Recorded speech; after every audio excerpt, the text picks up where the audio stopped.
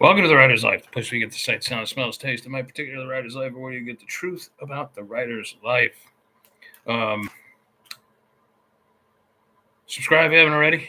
We're almost up to 5,000. Punch the like button and tap that bell for notifications so you don't miss out on one exciting video.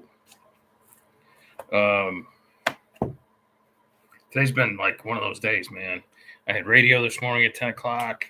I went to the accountant, the boring accountant. Actually, I like my accountant. She's really nice. To do my taxes and for the year. And so I didn't get a lot of writing time in. However, I'm doing my best to. I did at least an I wish it was an $800 piece, an 800-word piece. First thing this morning, and now I'm doing a little fiction. But so this is going to be short. But I just wanted to mention a little bit about IP, intellectual property. What we're doing as authors, especially with our independent books, we are creating like city blocks in Manhattan. Think about it that way. We're not just creating something for someone to read, but we're creating actual property. And when you create property, intellectual property, you can treat it just like you can physical property. So if if I spend money on editing, and if I spend money on artwork, if I spend money on travel for research for that book, like I went to Turkey last year, I went to Italy, whatever, that all counts as a tax exemption. Not as a tax exemption. It counts against your taxes. So in other words, you can declare that as a deductible, is what I'm trying to say. I couldn't think of the word.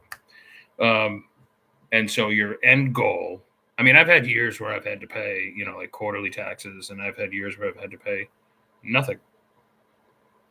Your end goal is always to pay as little tax as possible. If you're a decent businessman, you got to get that through your head. The government wants you to believe that if you don't pay taxes, you're un-American. Bullshit. Most of those people don't pay taxes either because they have teams of accountants, and they're all on the take. They're all being paid by either big pharma or lobbyists or whoever. That's why senators and Congress people, that's why they make like $110,000 a year when they're starting off, and then by the time they're either finished or whatever, they're worth like $300 million. Nancy Pelosi didn't become close to a billionaire, being close to a billionaire for no reason.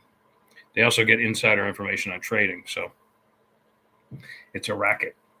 And when they used to come down on Trump for not paying taxes, well, Trump was right. He was smart. He had a team. He owned property, and property takes losses, and you could declare those. So my dad was a contractor. Like, he used to declare as many losses as possible. He also paid a lot of taxes, and I could bet people like Bezos and all those guys, they pay their fair share of taxes. I bet Trump pays his fair share of taxes. And this is not, it's not a political thing. It's just called being a smart business person. So here's what you should do.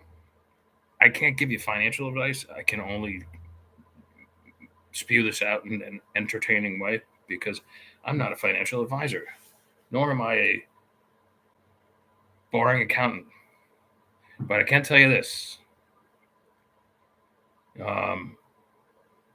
Save every single receipt that, from anything you purchase all year. Add it all up in the end and undercut yourself. Like, you don't have to declare everything because no one's going to itemize your stuff anyway. But like everything counts. Anything that goes towards your books counts as a deduction. Think of what you're doing as not writing books so much as creating property, as creating a city block in Manhattan. Does that make sense? All right. Hope you're all having a great day. I got to get back to it. Like I said, I'm behind. Luckily, I have a full day tomorrow to myself. And Wednesday, I go up skiing for a little bit. But I'm going to work there too. Thursday I'll be skiing, but I'll be working too. And then Friday back here. All right. I'll talk to you guys tomorrow. Ciao, ciao, ciao, ciao, ciao.